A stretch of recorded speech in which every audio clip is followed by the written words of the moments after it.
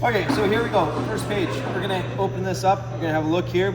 First thing it's gonna ask me for is my model, serial, and series numbers. So these are located on the blower housing over here on the side. So they're not the easiest to see. I'll just loosen this up so you guys can have a look. Okay, they are stamped right here. Okay, so you may get, if you want, get some chalk, oil crayon, and maybe just rub it on there as well. Maybe highlight the numbers a little bit better. So there's the model number. Okay, so this is our main number here. So 60,102. So 60,102. So the 60,000 series is the number we're going to refer to when we're looking up information in the Briggs & Stratton books. Okay, so the other numbers less important, but we're going to see if we can read them as well. Some of them are painted over, so they're a little difficult to see. Let's see if I can read that. 0271. Is that 09?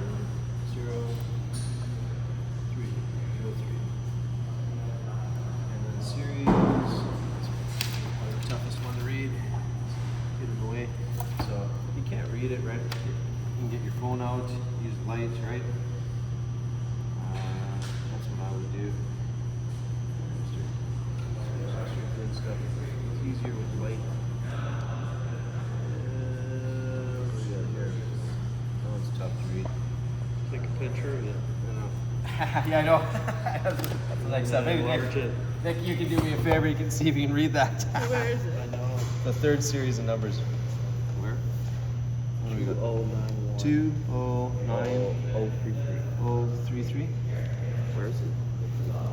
So it's on the blower housing. They're right there. So okay.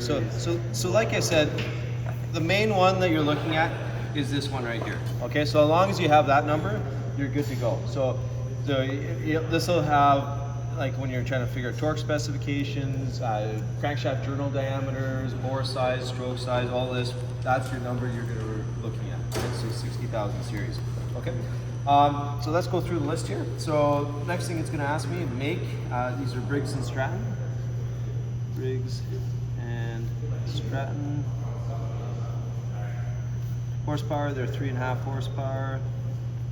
The next thing it asks me, is it a vertical shaft or horizontal shaft? What do you guys think? Pretty vertical, just saying. So these are horizontal, right? So there's the crankshaft, right? So the shaft goes this way, right? So this would be usable for like a go-kart, right? So it is not a lawnmower engine, right? Lawnmower engines are vertical crankshafts, right? So you can't take a lawnmower engine and build a go-kart out of it because the carburetor will be pointing the wrong way, right? So this is horizontal, yeah. Okay, so once you get to each section, you get me to initial it. Then we go to the next section, testing the engine. So this has been done, so this speeds this up. So you can just cross this section out. Not applicable, done. All right, so this has all been done. Your engine should have a tag on it, right? And it should say that it runs. Oil has been drained, okay? There's always gonna be a little bit of oil left, so just be aware of that once you open up the crankcase, right? You can have a rag handy, right? But most of the oil should be drained out. Okay, so the next section here, inspect for missing or broken parts, right? So check, see, are there any bolts that you can see missing? Anything, to that degree, right? I can see that we're one missing here, but this is broken on the side. So there's not really something we can do about that. So you can see a bolt's missing here, but the casting here is cracked. Okay, so do notice that, right? You can make note of that, especially if you're missing a fastener, right? Or whatnot, things that you can fix, right? So that's where you would make notation of that. And you can add to that at any point, during this process, right? So if you notice, you take something apart, you notice something missing or broken, just add it to your list there. And so you remember when you start to go back together, not that you're looking for that part, right? And you can find that part too, right? I've got extra parts, so that just helps with that whole process. Okay, so check that off. Next. Okay, so next thing it's going to ask me to do, remove gasoline, not applicable. Remove spark plug. Okay, so let's go on to that. Okay, so I'm going to put this in the stand. So you can see there's a metal bracket here attached to your engine. Take it up as tight as you can. Awesome. Okay, so we're going to pull the spark plug. So to pull a spark plug, you're just going to pull this up. that comes up like that. You have a special spark plug socket, looks like this. Remember, it has the rubber donut in it. That pops into here. And we're gonna go which direction? Counterclockwise, right? So we're gonna turn it that way, right? And we're gonna loosen it up. It generally doesn't take very much, they just have to be snugged up. We're gonna pull the spark plug out. And we're gonna have, look, right? It says remove spark plug, done. So check these things off if you do. It's asking me to measure the gap and record here in inches. So you can use a feeler gauge. We're gonna measure, see what that gap is. Let's see, 22. Does 22 go in? Does, yeah. 23. No, look at that. First try. Not bad. Okay, so right now the spark plug is gapped at about 22 thou. Okay, so we write that down, 0.022, 22 thou. Okay, in the book it will tell you what the gap should be. Okay, go to the next page, electrodes and insulator condition and color, right? So this one here, it's pretty much as new, okay? So we can't really say much, right? So we'll just say new. Okay, so if this had run for a while, right, we're gonna see some color, right? So it's gonna be ideally, you know, like on a car engine, if you pull a spark plug, ideally you're gonna see a light gray to tan color, okay? If it's black, that's telling you it's burning too much fuel or too much oil, right? Especially if it's black and sooty, like wet looking, that's oil, okay? If it's just black, generally it's carbon, and it's just telling you you have too much hydrocarbons, and the mix isn't quite right, right? So if you have a tan color, like I said, like gray to tan, that's ideal, right? If it's too white, right, could have pre-ignition issues, right? So light tan is generally what I'm looking for when I inspect the spark plug. Okay, so what does the electrodes tell you about the engine? So it tells you about the mixture. Right? And conditions, right?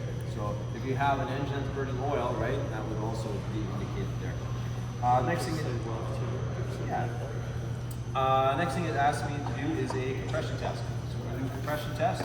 So here's our compression gauge. This goes into here, and we're going to thread this in basically as far as it'll go. This goes in by hand, and it asks me to pull the starter cord 6 times. So we're going to lay that down. We're going to go ahead and pull this 6 times. So when you do this, you got to do it fairly quick, right? 1, 2, 3, 4. Okay. And then we're going to check our reading, right? So this one has quite good compression. We've got about 90 psi on this thing. Right? 90 psi, so excellent compression on this engine. Okay, so to release the pressure, this little Schrader valve right here, you release this. Okay, and then pull this back up. Now, if you had low compression, what you would do is you would now take your reading, right? Obviously you want to record that, right? So we're 90 on this thing, so which is excellent. Most of them will be somewhere in the 50, 60 range. What I would do is if I had a lower reading, I would take an oil can and I squirt a tube of oil into here, and then I would put the gauge back on, and then I would do a second test, a wet test. So a dry test and a wet test.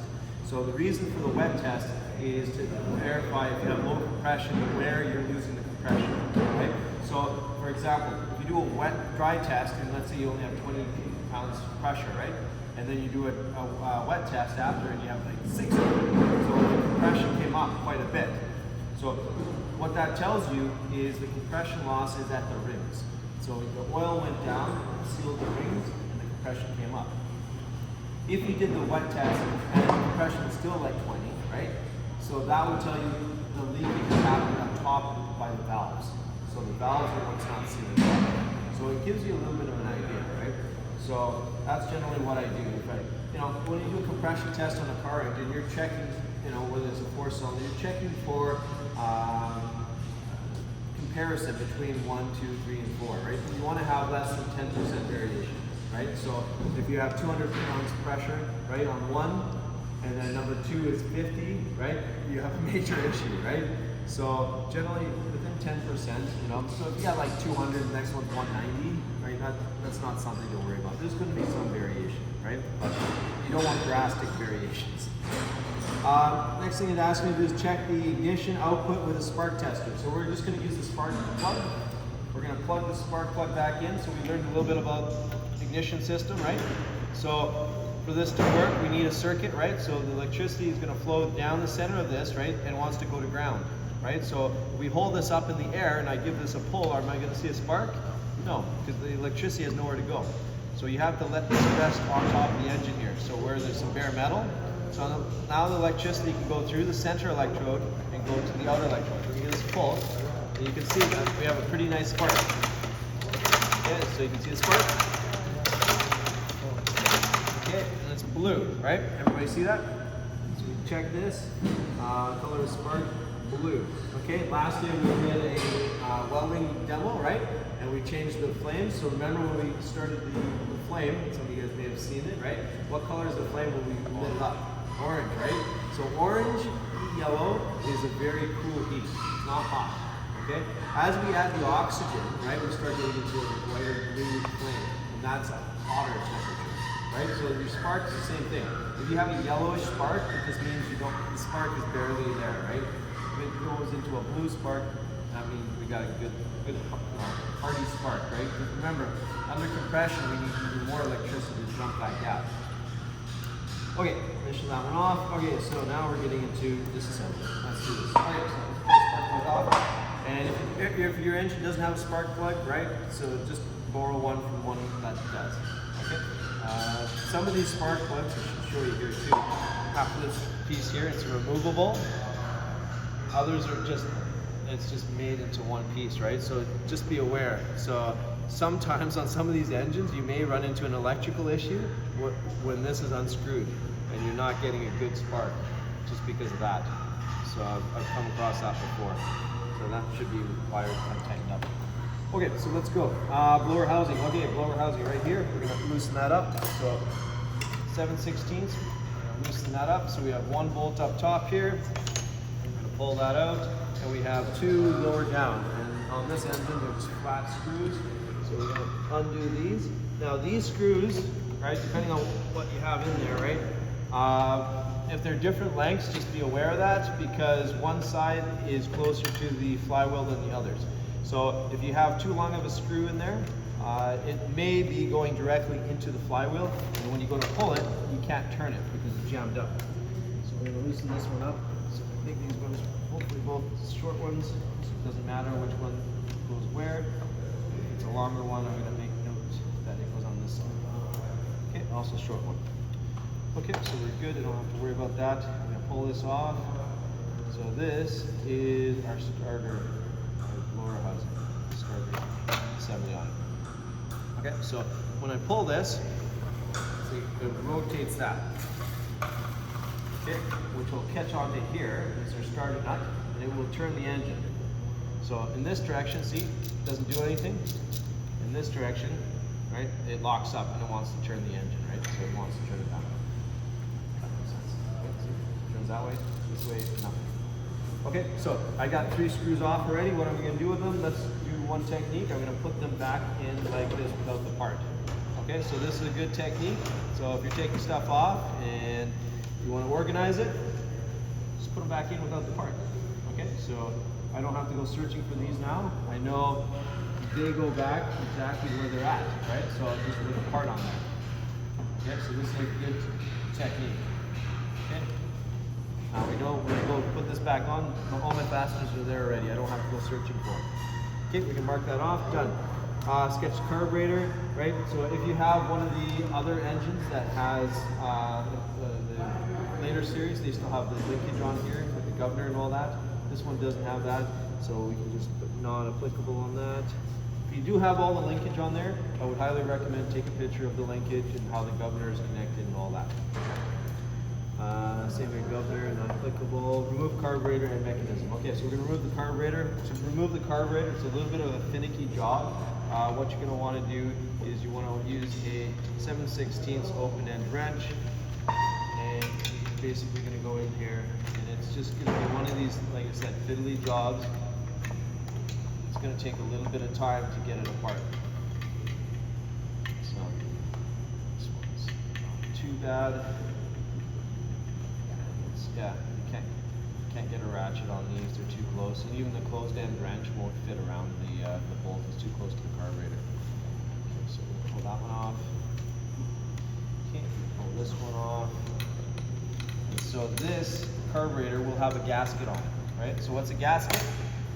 Gasket is either fiber material or metal material, like aluminum, something, or copper, something soft, that's used to seal, right? So I'm going to pull this off. There's my gasket. I don't want to lose that gasket. I don't want to, you know, lose these bolts, right? So I'm going to put these bolts back in. Notice the two different lengths. So on these you have to be careful. The bottom bolt can be longer. The top one cannot. Okay, the top one, see, goes right through here into nothing. The upper one, if you have too long of a bolt, it goes into the valve seat, and you can actually damage the valve seat, or you know, other things they can go into, right? So you have to be a little bit careful, right? So you don't want to have the wrong bolt going in the wrong place. So this part here, I'm going to use some tape. So I'm going to grab some tape, and I'm going to tape up the fasteners right to the carburetor, just like that. Okay, so this is another good technique, right? So that's going to keep the gasket there, so I don't damage the gasket. It's going to keep the bolts on there, so I don't have to go searching for those. Like, all this stuff takes, you know, a few seconds, but like I said, it makes your life so much easier when you go to reassemble things, right? So now I know I don't have to go searching for the bolts, I don't have to go searching for the washer or gasket, it's all there. Okay, so we can mark that off, done. Governor, not applicable. Muffler. Okay, how do we get this muffler off? Okay, the muffler is held on there with a retaining ring. And I'll swing this around for you guys so you can see that. Okay, it's held on with this retaining ring. So what you need is a hammer, a screwdriver, and what we're going to do is we're going to turn this ring counterclockwise. So just go in here with the screwdriver, give it a smack. Okay, that's going to release that ring, and then this can just unscrew. Okay, so easy peasy. Okay, there's the muffler off. Remove valve chamber cover. Valve chamber cover, these guys right here. So once again, flat screwdriver. So when you undo things, you gotta make sure you're push and turn. Okay, so you don't slip out, right? So push and turn. Okay, so this is our valve chamber cover and crankcase ventilation, right? So this too should have a gasket, so we're going to inspect, see if there's a gasket on here. If there's no gasket on here, we should make notation of that and grab one when we go to the assembly. So we pull this off. Let's do an inspection. Is there a gasket on here? I think there's one on here. Yeah, so we have a missing gasket here. Right, so no gasket here. No gasket here. Okay, so we do have a missing gasket. Okay, so these, once again, I can tape them onto there and just put them back on. Okay, just a couple turns, then I'll have to go look for them. Okay, valve chamber cover is done. Remove cylinder head bolts. Okay, next, cylinder head bolts. I'm going to remove these guys. So I'm going to use my breaker bar. I'm going to need a half-inch socket. So all the sockets are organized here, so you just have to grab it, half inch, 3/8 drive. Okay, so before I loosen these guys up, I should also, good practice to observe the tightening sequence. And so when you loosen, you should do it in the opposite sequence. So we have channel, we're going to look under compression. Compression unit. There is compression, and at the beginning of the compression unit there should be a diagram right there. 4 different ones. This is the one that we have here, right? So I'm going to lay this down the same way as the engine's oriented, right? So the curved part, right? So right here. And what I'm going to do, so this is the tightening sequence, right? So I'm going to do the opposite order, okay? So I'm going to go in here, so there's 8 bolts, right? So I'm going to loosen number 8 first. And then we're going to go to number 7. And then number 6 is located over here. And then we have number 5. And number 4. So when you're dealing with car engines, right? the aluminum heads are, you know, they're very expensive, right? And you can, if you don't loosen them in the right sequence, you can actually warp them. So it is always good practice to kind of do this in the correct order. Okay, so obviously these engines are, you know, not as sophisticated, but it's good practice to do that, right? So once you have them cracked loose, you're good. It doesn't matter. So I don't have to be worried about which one now. They're all loose now, right? So you can take this tool, you're gonna hold it like this, give it a spin, right? And that comes out. Right? For this job, I just got a piece of cardboard, popped a couple holes in it, and that's gonna allow me to put all my fasteners in there, keep them all nice and organized.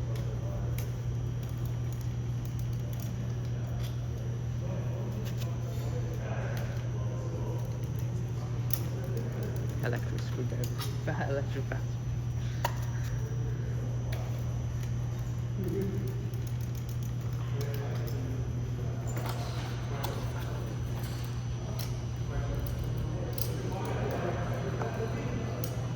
Carefully using something that has a lot of power, right? Like for the pneumatics and stuff, you want to use it on an engine.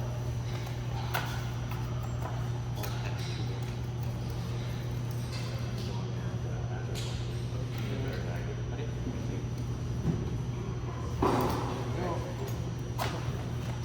So this is just going to allow us not to have to worry about where things go, right? So the technique. Okay, so there's all my cylinder head bolts, all in the correct order. So I know when I put it back together, it just goes together like that. Okay, so there's another technique. I'm going to pull this off. There's my. Oh, look at that. Huh? We had good compression on this. It might be a little bit high because there was no gasket there. Look at that. So no cylinder head gasket. Another gasket missing. Interesting. So why we probably had a higher compression was because this is closer, right? The combustion chamber is smaller because it doesn't have that thick gasket in here, right? And somehow it still managed to seal it, so the two surfaces are still fairly true to one another, right? So there you go. You can always find stuff, right? Yeah, check right here. Okay, so there's our top of the engine. Oh my god. All right, let's keep moving. So there's the cylinder head bolts done. Remove cylinder head sequence. See, remove cylinder head in proper sequence. Remove cylinder head gasket. Missing. I'll just put missing. Measure cylinder bore and record the measurement here. Okay, so we can go ahead and take two measurements of this engine. We can measure the bore and we can measure the stroke. Okay. The tool that you're going to utilize to do both of those tasks is a vernier caliper. So we're going to grab that. Class video 23 Here's minutes. your vernier caliper. Okay, so a vernier caliper is a handy tool because it can take measurements, both outside measurements, you can take inside measurements, and you can take depth. Okay, so 3 different types of measurements. So we're going to rotate this over. We're going to be able to do this, right? So make sure obviously you're zeroed first, right? We're going to make sure we're in imperial, we're in decimal format. There we go, imperial. We're zeroed. Run it through like this. Find the biggest diameter there. Right? We got 2.34. So there's my diameter for 2340. So then my stroke, right? I'm going to rotate the engine till the piston goes all the way to the bottom. So at the very bottom, I'm going to go ahead and measure this, right? And we're about 1.5. So stroke 1.505. Okay, so there we go, done. Okay, so that's how we use that tool. So super easy, digital, right? There's no math involved. You just take your measurement. Easy peasy. Okay, next, check and record the intake and the exhaust valve clearances. Okay, so we're going to measure our clearances here and here. Sure. And to do that, we're going to use a steel gauge. So we're going to use these guys. And we're gonna check, see what we got going on here. So usually what I do is I just rotate this engine over until we have one valve being pushed open, and then we're gonna take the clearance on the second valve, right? So obviously we have no clearance here because it's being pushed open. So I'm gonna check my exhaust valve here. So we're gonna run the fuel gauge in here and see if we can get this in. And just get that in. Yeah, just goes in. So this one is, what do we have here? 6, I think. Let's try 5 valve. 5 valve, no resistance. So we go back to 6. We have resistance now, so just a bit. Okay, so that's the smaller of the two valves, right? So generally the smaller of the two valves is your exhaust, but you also see it's threaded here, right? That would be another indicator. The muffler goes here, right? So that's your exhaust valve. Okay, so this one here, we've checked it. My exhaust is 6 valve, so 0.006. Now we're going to check the intake drop. So I'm going to rotate this over. Now the exhaust is open. Now I can check my intake clearance. So I'm going to go in here, check that. Okay, this time 6 thou is really loose, so we're going to have to go bigger. So let's go 8 thou. Still loose. Let's try 10. Still. Okay, so we have a pretty big clearance here on this one here. So let's go 12. 12. No. Find out where we end up here. Yeah, quite at 22.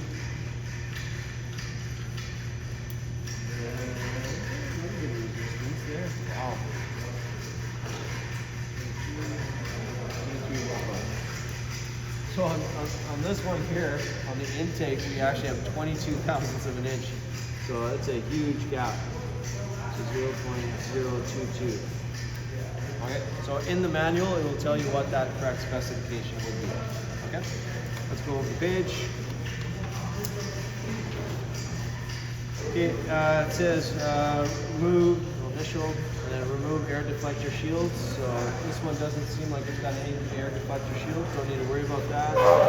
Just put not applicable. It's asking me to check the armature air gap. Armature air gap is over here. So let's maybe rotate this this way so you can see. Okay, so we're checking the gap between the armature here and the flywheel, right? So this should be 10 thou. Why do I know it's 10 thou? Because there's a special brass non-magnetic feeler gauge for that. And that goes through, it goes with resistance, and so does that. Okay, so they did that correctly. So our armature air gap, so it's L, R, and M. So some of these old engines had a gap for the middle, right? The middle. These basically don't use crossovers, both left and right on this engine are 10 thousandths of an inch. So that's correct. Okay, next, remove starter nut. So remove this. So for that, we're gonna have a special tool. So use this flywheel holder to make sure we're on the cast fins. And this only goes one way, like that. So we don't want to go onto the aluminum fins. We're going to use this tool here. That's going to go onto that. And I usually just kind of set that up so it's on the vise so I don't have to hold two things. And then I'm going to give this a pump. Now it's going to loosen that off. See if that comes off. So we don't need that tool anymore. And we're going to undo the starter nut. And now it's going to be imperative here that we're careful. So there's a flywheel key here. Okay, so we don't want to lose that key. So we're going to pull it straight off. Just going to keep an eye on that. Okay, there it is. Okay, so in this case it stayed on the crankshaft. It's going to slide off here. So what I'm going to do is I'm going to get some tape. I'm going to grab that so we don't lose that. Okay, because that's important. It won't run without that. Okay, so that basically sets your timing. Right, so if that is lost, your ignition timing will be at the wrong time. Okay, so we don't want that. So I'll just tape that on there, just like that, so we don't lose it. Okay, so that's important. If you put the flywheel on in any order that's not exactly that, the spark will happen at the wrong time and it won't run. Okay, very common mistake. Okay, okay, so that's done. Remove flywheel. Okay, flywheel. Okay, this one just pulled off. Okay, So that is not always the case. Sometimes this taper here, if this was tightened up properly, this taper will hold the flywheel, okay? In that case, what I do is I take the starter nut off, just like we did. I pull this out of the vise, and I hold it by the flywheel, just slightly above the table. And then you have your partner, hammer, give it a light tap on the end of the crankshaft. So you're just holding on top of the table like this, okay? Just up in the air a little bit. Your partner's gonna give it a tap here, and that's enough to pop it apart, okay? So that's the trick, if your flywheel doesn't just come off the way it did. Okay, next, remove the ignition point cover. Okay, with these two here, it looks like we have Robinson screws on that. These have been changed out at some point. Go ahead, use the Robinson screwdriver. Originally, I think they were 1/4 inch. Pop this off. Cover. Okay, I'm just going to keep these together like that. That over there. Okay, so there's my breaker points, right? So what is it asking me to do? Check the point gap. So I got to rotate this engine until I see the points closed. Okay, if you look closely, you see them closed? Okay, so right now the points are closed. I'm going to rotate this. Now they're open. Okay, it's not a lot of movement, right? So closed, open. Okay, so now with them open, it asks me to check that gap. Okay, so I'm going to get a fuel gauge, do the same process, see where we're at. What we got here, there's 10 thou. 10 thou goes in, a little bit loose. Let's go 11, still loose, 12, still loose, 13, still loose.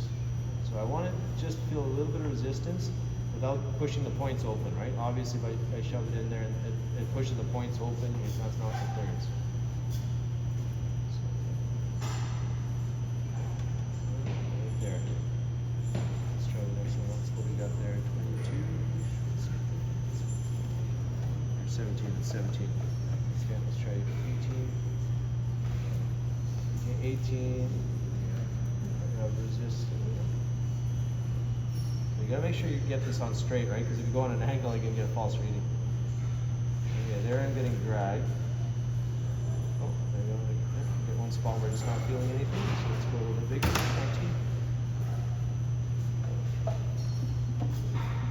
Same thing there.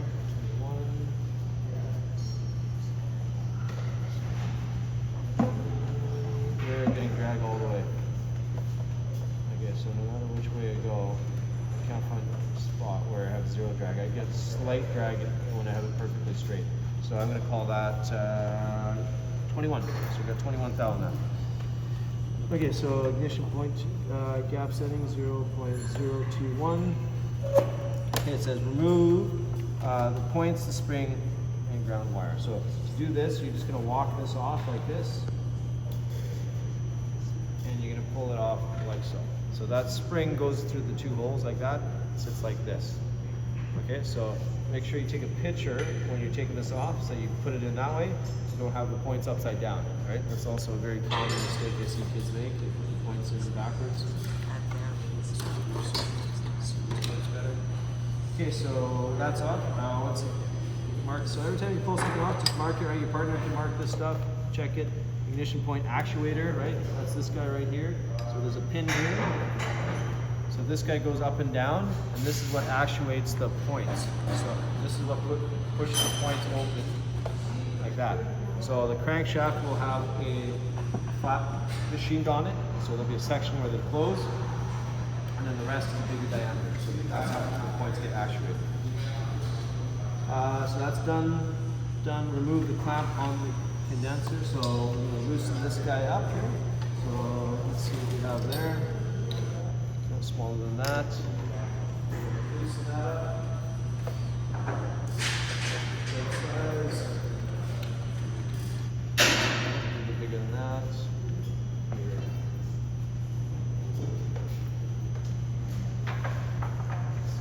Right size. Maybe. No. This size, I don't know if we're gonna have to go. I don't have this size.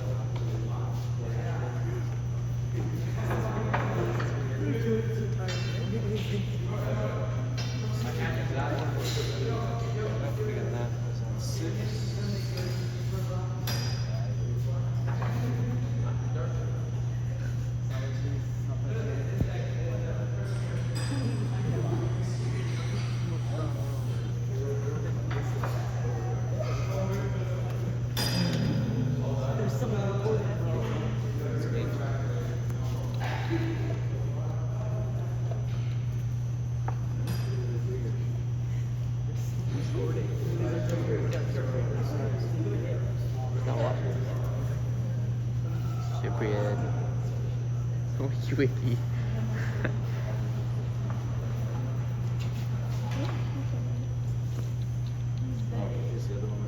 I feel like super zoomed in. But a little bit. I kind of glimpse out of focus now and then, so like it's not on the part. Alright. Where are these coming from? Lot of size in there. This is a little bit interesting.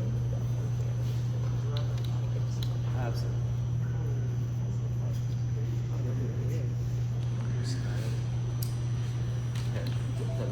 Alright.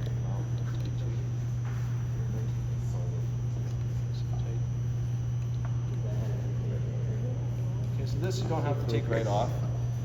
Just loosen it, and then this condenser can pull out. Okay, so that's what I would do. I would leave the bracket on there, just loosen it up, and then this can come out.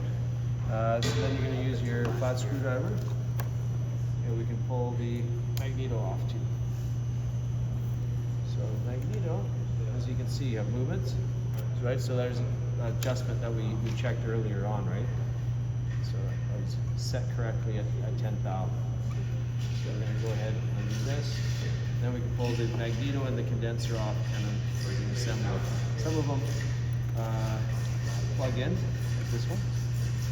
Other ones are hardwired in. So this one just goes into the tab there at the back, so you can just utilize that.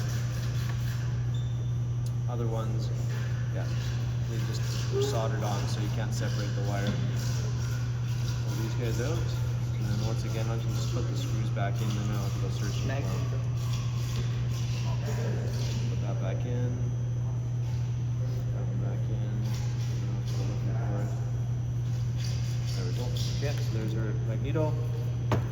Okay, so magneto's off. Condenser's off. Magneto's Picture of off. the parts. Remove rust. So next thing is the crankcase cover. So I'm gonna open this up.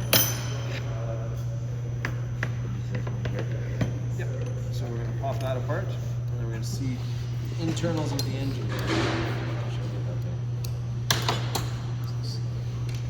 Yeah. Remember counterclockwise to loosen, right? There's stuff inside. Important is don't turn them in the wrong direction.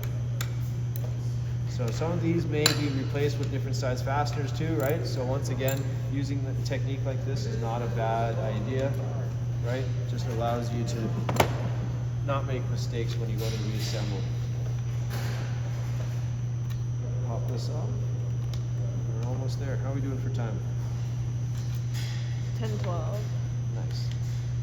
Okay, so we just about perfect here.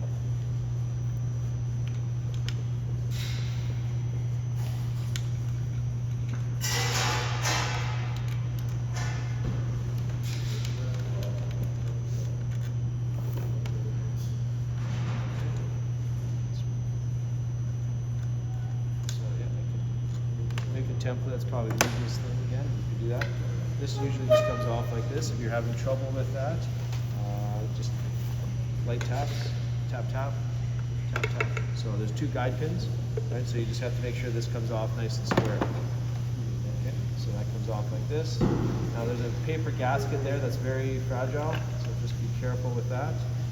Very easy to tear this, right? If it's damaged, we gotta make a new one. So I've got a program set up in the laser engraver, so we can cut these out of old file folders, and it'll laser cut them out, so it saves us from having to buy new gaskets. Okay, awesome. So we're doing well. 2 more bolts and this thing's apart. Okay, so next thing it asked me to do is the timing marks lined up, right? So without taking anything apart, I'm just going to rotate the engine, and there's my timing mark there. I'm going to rotate it over here. And yes, okay, so this engine, the timing marks are lined up. So the line and the dot are lined up. Okay, so the timing is correct on this engine. Okay, so next thing I'm going to do, I'm going to take my engine out of the stand, and we are going to flip it upside down. Flip it upside down, and we're going to pull the camshaft out. So here's my camshaft. Okay, I'm gonna pull it out like this. We'll keep this all nice and organized here. So there is my lifter for my exhaust. There's my lifter for my intake, right? So if you guys are doing this, right, you can put tape on there, mark them, right, so they go back in the same spot. Then I got my 2 bolts for my connecting rod. And these guys are quite tight to the oil slinger here. So I kind of modified this socket here to make it really thin, very thin wall. And I can go in there with that tool. Just enough clearance. So we're going to loosen these 2 up. And you can rotate this to whatever position works best for you so you have access to the 2 bolts, right? So generally at the bottom here works pretty well. So we're going to loosen these guys up.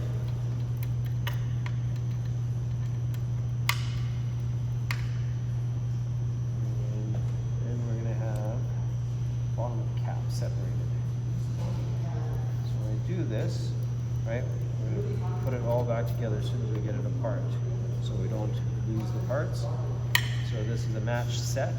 So the cap and the connecting rod is a matched set, and they also are machined to only go one way. So you cannot flip it around. Okay? If you flip it around, it won't fit properly. Some of the caps will only go one way in terms of fit.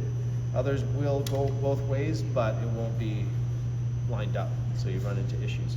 So on this cap here, you can see there's a little tab here, right? And there's a little tab here, matching. So you want the 2 tabs lined up, right? So I don't want to have this tab hidden away. Everybody see that? Yeah. Right? It's a small detail, little tab. Okay, so this one and the tab on this side both have to be facing the back so you can see it.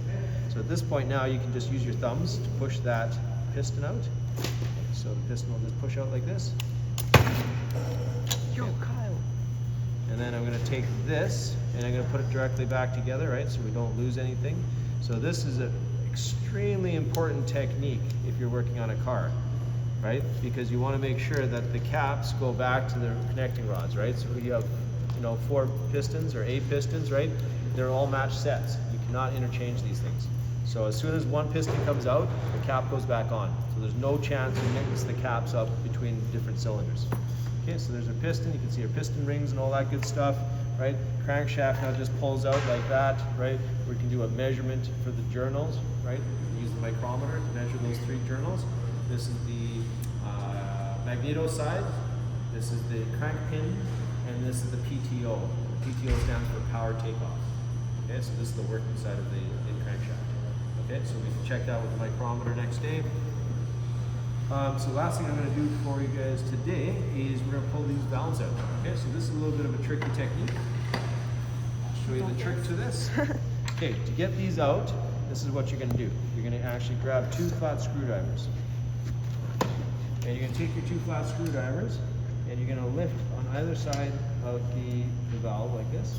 Okay, and you're going to see how I'm prying it up. Everybody see that? And then you're going to slide out. If you've done it correctly, that plate will hit the bottom, and then you can go ahead and take your valve out. Okay, so this is what we're looking at. Okay, so this was in like this. So what we did is we pushed this and pulled it over so it would go into that area. Okay, everybody see? So that's locked in. So we pushed and pulled, and that allows that to be released. Okay? So when we're going to put these on tomorrow, I have a tool to do that job. But to get them out, this is just the easiest, quickest way. So 2 flat screwdrivers, lift up. If the plate isn't in the right orientation, you may have to just kind of go with your screwdriver and just do one of these jobs like that. Turn like this, and you can cause that plate to start to rotate. So the plate itself, you can see it has a little notch, right? That little notch there should be facing you. So if it's not, just like I said, just go in there to kind of twist the plate until you have it lined up. So this one looks like it's in the right spot. So once again, I'm just going to lift it up, and pull forward. Oh, try again. Lift up. So if you go too close to the middle, you're going to lift the valve up.